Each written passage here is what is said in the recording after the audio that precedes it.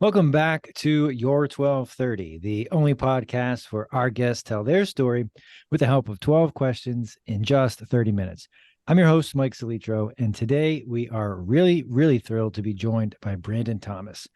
Brandon is an entrepreneur, a flipper, an investor, and a CEO. I love that bio. Welcome, Brandon. We are excited to be speaking with you.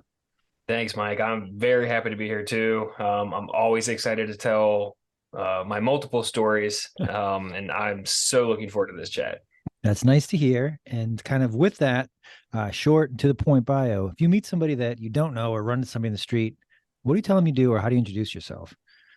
So I have a multitude of things that I do, but I would say to keep it very brief, I just tell people, hey, I'm in real estate, and we cover all functions of real estate. If you have some house that's on the street that has squatters in it and you need us to get them out, we'll get them out. If you have a high-end mansion, on 200 acres and you need us to list it, we'll list it for you.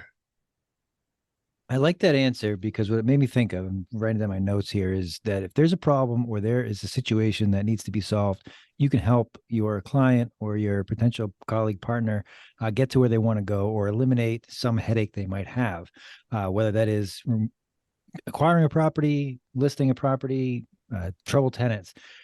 So I guess getting to that point takes experience. It takes time. It's trial and error. How have you been able to evolve a career into multiple avenues in real estate? Time and troubleshooting to keep it brief. We have just learned over the years, what does work, what doesn't work, and then just slowly, building a snowball of knowledge of different avenues of real estate that you may not have known in the last few years, and you know some things become more popular than others in recent years, and you just got to pick up on these trends and just go with it. But at the same time, you have the old stuff that people are still dealing with, terrible loans from 2006, 2007, 2008 that are still coming to light today that some newer agents might not know about. But if you've been in this game for 10 plus years, you know that there's still some crappy loans out there that were going on. Yeah, and with the time, with the ability to do multiple things, we've talked a couple times off camera and off mic, and one thing that struck me is that, like myself, you do multiple different things in the real estate field, and I feel that maybe I'm expanding my circle, but most people, when I tell them that a few years ago, would meet with, well, how do you do that, or what is that like, or are you not good at any of these things? Why do you do that? And now I think that, as we've seen through talking, the market has certainly shifted, if not tanked, in a lot of areas. That having the ability to kind of pull different levers or have different areas of focus is really helpful in a real estate market like this. So seeing that you kind of have a similar background, how often or how do you get received when you kind of mention that there are these different avenues that you explore and that your business is not just kind of the straightforward brokerage approach, or it's there's multi-pronged to the real estate problem solving that you uh, offer? Yeah. It's funny because whenever you see it as there's the traditional real estate agent role, and then you have, the investor role. And to me, going the investor route, like it's so much more sexy. The investor side is the way to go. And anytime that I have any sort of conversation with a real estate agent, they're so intrigued with the investor side that they just want to be, how do I get there? Everyone wants to be an investor. No one wants to be a real estate agent, for their whole life. Don't get me wrong, there are people out there that kill it. They're so good at it. But once you become an investor, it's hard to go back to being a full-time realtor. And I think that's the way that everybody just they want to get there. If you're in the real estate industry, you want to be the investor. You want to have properties. You might not want to be a landlord, but you want to have properties. But you can always have someone else do all that toilet stuff for you. So that would be my response. So a couple things I want to follow up because I'd like that answer a lot. The first of all, I want to say there's nothing wrong if you're good at and you want to solely focus on helping others buy and sell real estate Absolutely. and being an agent, being a broker. Nothing wrong with that if that's your business model that works for you. I find it's tougher and tougher, and there's fewer people out there like that, but nothing wrong with it. Second piece, you describe investing as sexy. And that's what I think of is most people think of, oh, real estate investment, very lucrative, great lifestyle or an easy way to make a lot of money. And I laugh as I say it because I know that's not the case most of the times. And anybody, shouldn't say anybody, some people will kind of embellish how both straightforward it is and how much money can be made in a quick matter of time. So, as somebody who has seen that side of the market, how do you help people get started, take the next step, or realize that this might be a little more difficult than I thought? It's trial and error again, coming back to that term, because everyone thinks it's easy until you get the ball rolling. Everyone sees the success, but they never see the stairs that you had to take to get there. So to me, everyone thinks it's easy until they actually step in that role and they see like, wow, how did you even run the numbers on this property and make sure it makes sense? After you get the property, how are you making sure that you're communicating with your tenants? What if your tenants find out where you live and they're bad tenants? Like there's so many detailed levels that, a newer investor doesn't think about, but you learn these as you go through. Like I have terrible, LLCs out there that I have properties in that if you go in and, look up the owner of these LLCs, you're going to find my name, you're going to find my address, and we don't want that. So kind of taking a step back here, we had to kind of restructure our entire, business pyramid essentially to where, we have now registered agents, for our LLCs to where like it's their name and info on everything. We have holding companies now. We're in the process of setting up trusts. So that whole entire like aspect alone, can scare a lot of people. But once you get past that and you've, taken your punches to the face, it gets easier. It's funny you say that. I have reminded there was an investor who was in my area who worked pretty diligently to mask the purchase of a property just because it was part of a large development and didn't necessarily want to be known who the owner was. And so I was doing some work and the registered agent was in an attorney's office. I called the office, got somebody in the office, and just happened to ask, said, "Hey, notice you're the registered agent for this. Did so and so buy this property?" Yes, but I'm not supposed to say anything.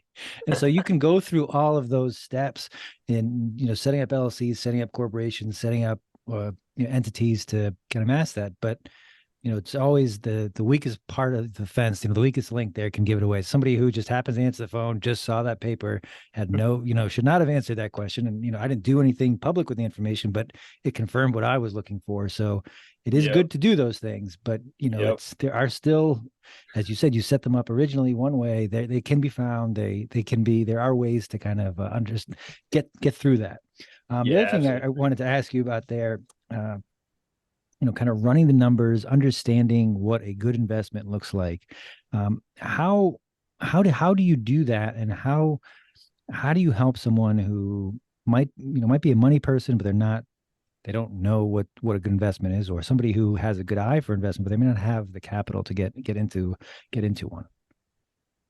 Um, I mean, there was a couple questions there. Sure. Sorry. Stepping back into running the numbers piece. I built a calculator that is, oh my goodness, I got to brag a little bit about this calculator. It Please is a do. beast of a calculator. And anybody that DMs me on Instagram that watches this show, I'll give it to them for free. So maybe that'll give them a perk. Maybe we have a selling point here to help boost this podcast out there to people. But I have a beast of a calculator, man. I mean, you can it breaks down from Airbnb properties to multifamily, mobile home parks, apartment complexes. It has a fix and flip feature. It's a beast, and it's all through Excel. So I built this whole entire thing, man. I'm super proud of it. I thought about monetizing it, but I like to just give it away for free to, people who are just trying to get started because it helps a lot. It helped me a lot. I still use it to this day. And What was your second question? Now I gotta take a I step think back. I think you actually you can go, but you nailed them both because I asked how you run the numbers and then how somebody who wants to get started can do that. So the Oh yeah. calculator helps both of those. Yeah. Um, Well, to keep feeding off of that though, I mean, to me, man, like networking with people who have been in the game goes a long way. And if you are a real estate agent, I actually just did a video about this today.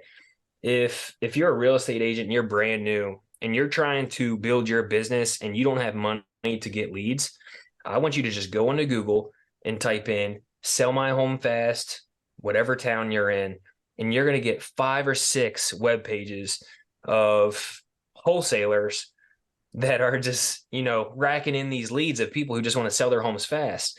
Well, I'd say probably, I mean, off the leads I get, 75% of these leads are retail leads, people who just want way too much for their home. They're not in any sort of distress situation. They just don't want to deal with a realtor. They don't want to deal with commissions. So if you're a brand new agent and you connect with these wholesalers and you just bring them some sort of value, like maybe they need help with pulling some records on the MLS, and you're able to just like have that, that value to them, man, they will give you these retail leads like no other. I've gotten a few leads that way, and then all you got to do is just come to these sellers with the objection, of showing them the value that you bring to the table as a real estate agent and how you can get them more for their house than what they'd try selling it themselves. Man, once you get past those objections, it's gold, and you'll just be racking it in. You're gonna love wholesalers.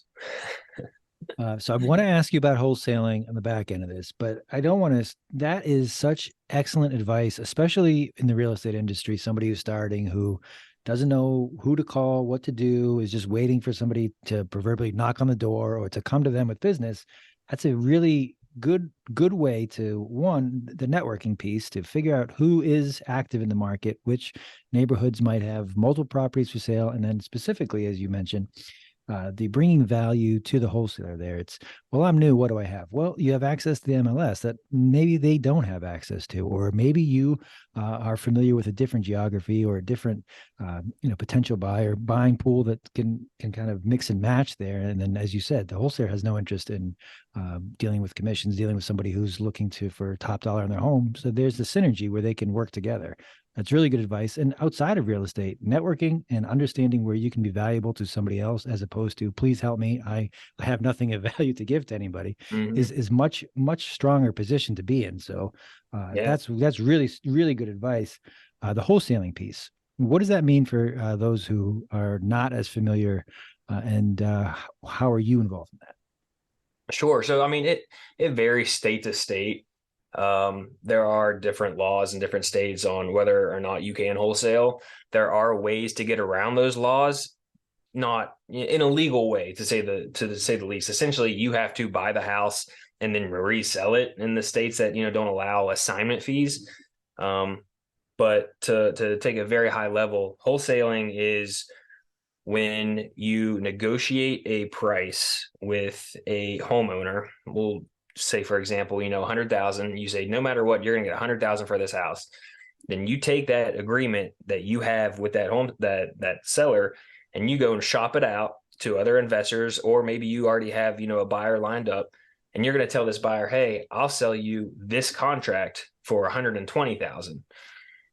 They agree, you sign, and then you go to the closing table, and essentially you just made $20,000 in an assignment fee. But to me, man, if you're looking to get into investing, like, I think wholesaling is the easiest way to get into it, because it's really no money out of your pocket if you can network correctly, and if you can negotiate correctly, and if you can target the right type of homes you're going for. Because I mean, I've gotten a few deals where I was just driving by and I see someone's grass hasn't been cut in a month.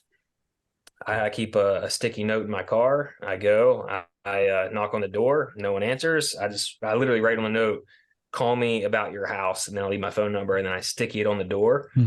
Dude, every single time someone wants to know, what did this guy just do to my house? Why does he want to know about my house? And then that's how I get him on the phone every single time.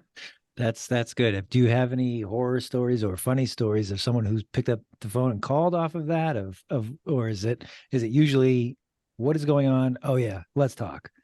I've never converted any of them, but I mean, they call every single time, but then once they find out like what I want, they're like, oh, they're gone. But yeah, Well, I mean, go I ahead. get them on the phone though.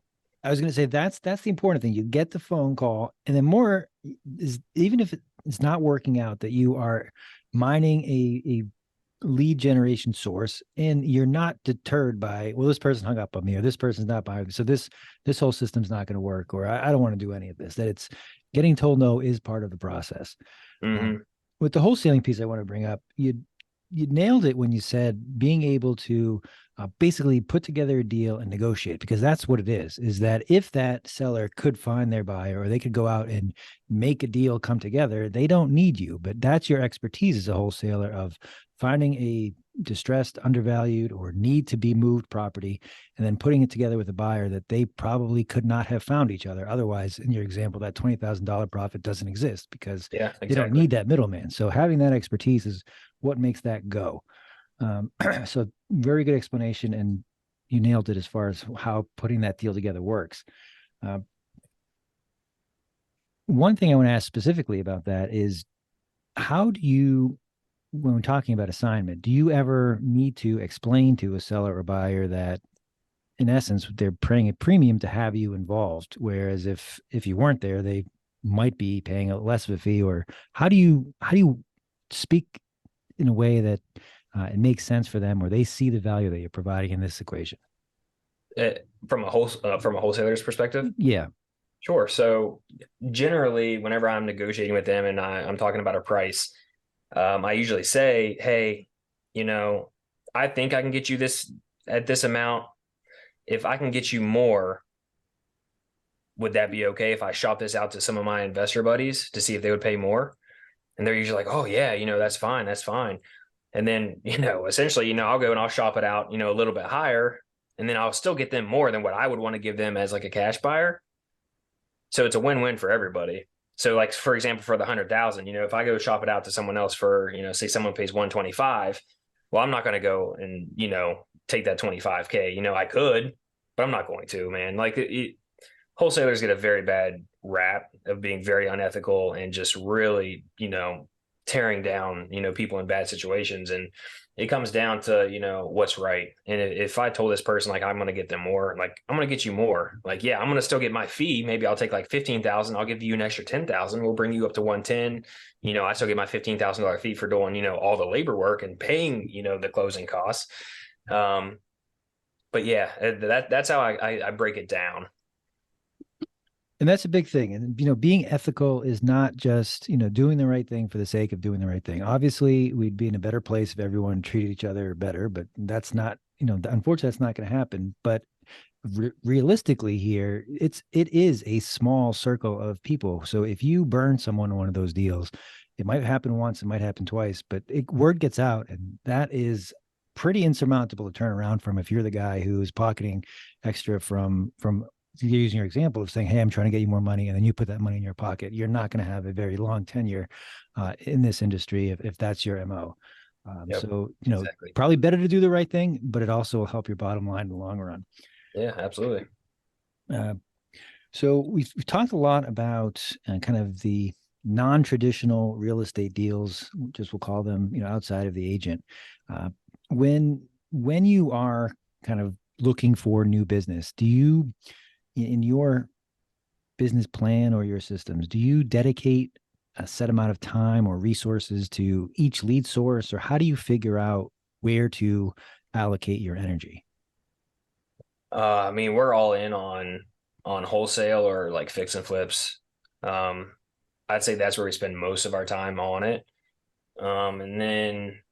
And then secondary would be, we get a few buyer leads, we get a few, traditional listing leads, but we are 85% in on wholesale and fix and flip. I will do like direct to agent as well. If I see something on MLS that's a large like commercial apartment complex or a mobile home park or an RV park, I'll just call up the agent. I'm like, hey, I see this been on the market for 200 days. Like, can you tell me why? What's going on here?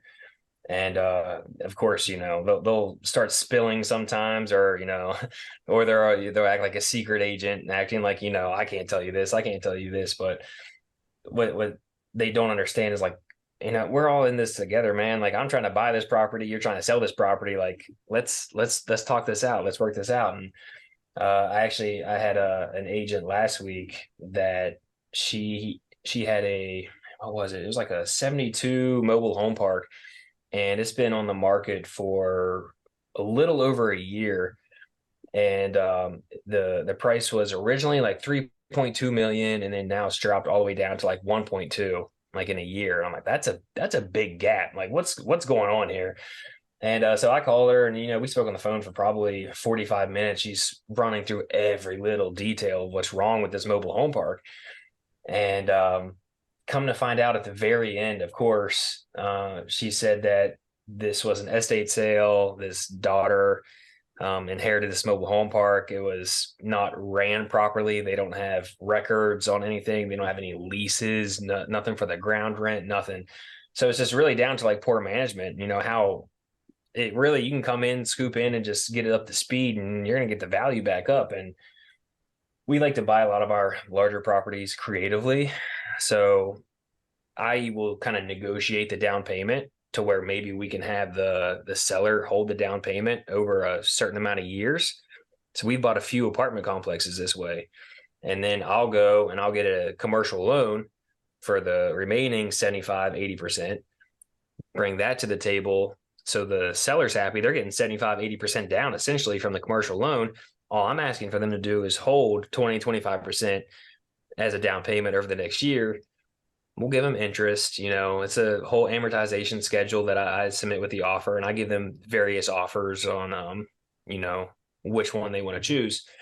And so I was trying to go this route with the mobile home park, and they were like, no, we just want to step away. We just want to step away. And I guess the daughter's like in her 70s already. And she's like, I don't know if I'm going to be here for 10 more years. And so it's coming over those objections that are tough. But man, if people would just see how much money they make just holding that down payment is phenomenal.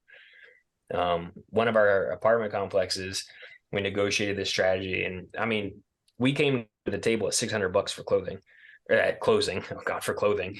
And the sellers held the property.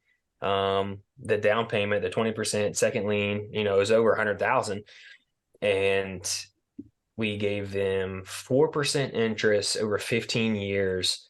But I like to break out that number and say, hey, this is how much interest you're going to be making over that 15 years. So what you're getting for the property, you're actually getting this for the property with that interest tacked on.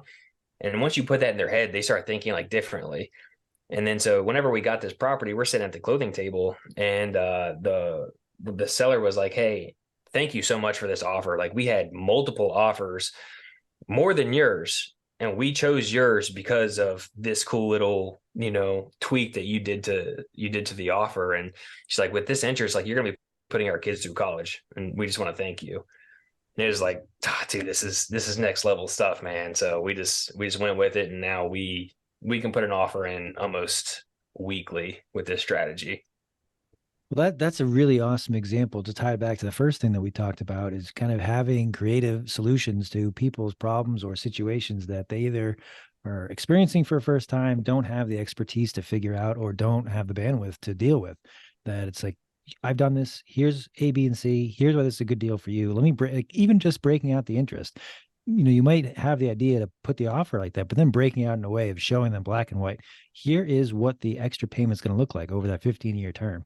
And as you said, they're thanking you for coming in with an alternative creative solution. So that really is I don't want to call it the dirty secret in real estate, but the understanding, and that comes with time, experience, and knowledge, that there are multiple ways to do things, and that it's not just your traditional, here's $1,000 down for an offer. We're going to do purchase and sale, then only 9,000, and then we'll close the closing table. Because that's one way to do it. It is not the only way. And as you describe that, if I understand the situation they're in and ultimately where they want to go, how can I get them there fastest, quickest, with the best outcome for them, it's probably going to work out well for everybody, and that's going to be the best for. So really well done there. I also wanted to ask you. You mentioned different property types that you work with, from multifamily. You've mentioned fix and flips. You've mentioned mobile homes. How do you think it's important to diversify in property type, to specify a certain type of asset class, or how do you know uh, what's a good investment strategy when looking at a type of property? Yeah. I would say it depends on your experience level. I know people that have jumped straight in and done syndications and 506Bs, 506Cs, that's, obviously that's like next level. That's a whole nother discussion. Um, and then I've had people who just jump in and they start house hacking. They buy a regular single family house and they rent out all the bedrooms, and their mortgage is essentially paid for by the other tenants in the house and they're living rent free. It just depends on your experience level. I like to diversify because that's how I learn. So like I wouldn't care about any of the stuff that happens of owning a mobile home park until I own a mobile home park. I'm going to understand every single thing about that mobile home park once I own one. So I'm not going to realize that you don't actually get rent in mobile home parks. You get paid ground rent, and they own the trailers or mobile homes, or manufactured homes, whatever it is in your park. Uh, Obviously, you could own them, but that's just more maintenance, and I'm not really into that. And how it really matters on if it is city water and city sewage compared to having a septic and a well on mobile homes, because you're responsible for that, and those are huge expenses in mobile homes. So to me, man, it's really just diversifying for learning. That's how I learned about some of our larger multifamily properties, is how to manage them, how to get property management in place, how to deal with different types of tenants, and then it even gets into a deeper level where you start realizing like there are even different types of tenants out there. You have your traditional tenant, you have student housing, you have Section 8, and it just goes from there where, man, like, what am I going to do with this property and just from a tenant base? So that's how it is, man. Like we have student housing, we have professionals in one, and we have Section 8 as well. But that's how you learn. But anybody can do this. I don't want to scare anybody, because this is all done. Like, I stepped in this with zero knowledge on how to do this. I'm doing exactly what they're doing right now. I'm listening to podcasts. I'm trying to learn as much as I can.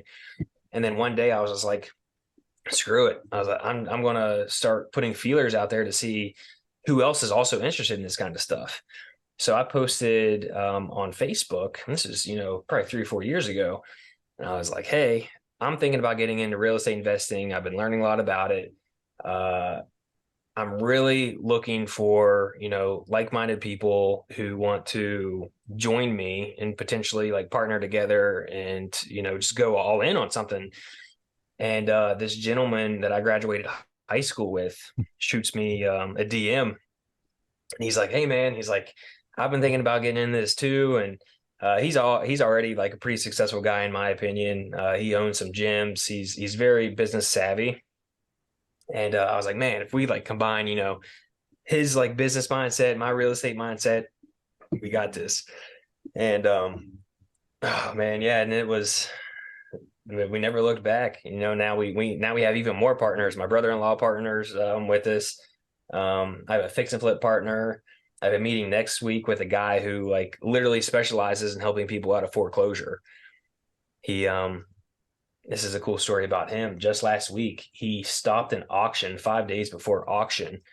This seller was about to foreclose on their home, and they wanted a certain amount down, and he negotiated to essentially pay up their arrears, and then that was it. Now he's taken over their loan subject to, and then all he had to do was pay $9,000 to get them up to speed in their arrears, and now he owns a house for essentially $9,000 that is already $120,000 below ARV. He's just taking over the payments, the after repair value. as you kind of weaved through this first of all, we're already at time somehow. Second of all, as you bring up these topics and stories, ties it together of one, being able to be nimble, understand, and make diversified investments, but also to have expertise that you're bringing to each deal, as you highlight with partners who either focus on a certain type of deal or have a different type of experience to bring that expertise in, and then the collaboration piece kind of just multiplies or exponentially gets you to where you want to be. It's like we've got three of us now who've done this 4 and 5 times in different sectors, so we come together and we can identify what a good deal is, how we can make this work for everybody. So absolutely love that. I do want to end here on this. You mentioned getting started. Someone's listening to this, like, that's it. I'm going to do this. I'm going to get my Facebook post out tomorrow or whatever I want to do. What can they do tomorrow that would help them be in a better place to get involved in either real estate investing or more active in the real estate world? Join local Facebook groups. I mean, you can go on, Facebook, and just type in, I don't know what I'm trying to think of a town. I don't know, Pittsburgh.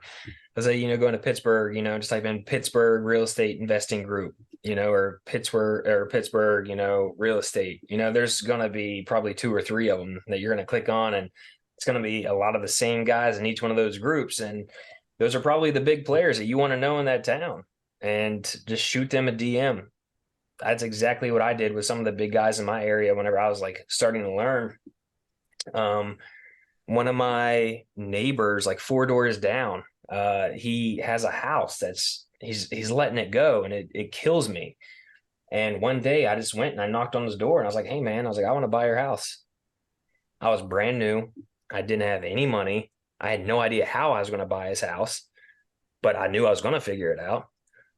And so he, basically told me, I'm not interested in selling. I'm not interested in selling, but like I knew he would eventually. And I am on him all the time about it. But I posted on a local Facebook group saying like, "Hey, I think I got this house. This guy's, this is my numbers on it. This is ARV. I think it needs this much work. I think we could get it for this." And I probably had 15 people shoot me messages, commenting on this post, like in this like local group, saying, "Hey, I can help you. I can help you. I'll partner with you. I'll buy this from you." That's before I even knew what wholesale was. I could have locked it up and sold it for way higher than I had to do anything on it. But I didn't know that at the time. So to me, if you want to get started, go post in your local groups, tell them what you want to do. There are people who will mentor you. I mean, I'm more than happy to take on people. If you're here in Maryland, feel free to hit me up. I got a good team, and yeah, if you don't mind calling people, come on. Well, that's the thing. That being told no or being okay with rejection is part of this. I'll take this opportunity to say we talked a lot about legal and financial strategies. We are not giving legal advice nor financial advice. But this was awesome. Like I said, I could easily ask you questions all night, but I won't. We'll get out of here on this. If somebody is listening to this and wants to get in touch with you or connect, what's the best way for them to do that? Yeah, you can find me on Instagram at Brandon Thomas Official. You can find me on TikTok at Brandon Thomas Official. You can find me on YouTube at Brandon Thomas Official. I claimed it all. I claimed it all. Nicely done. Nicely done. So we'll post those links. Brandon, this was great.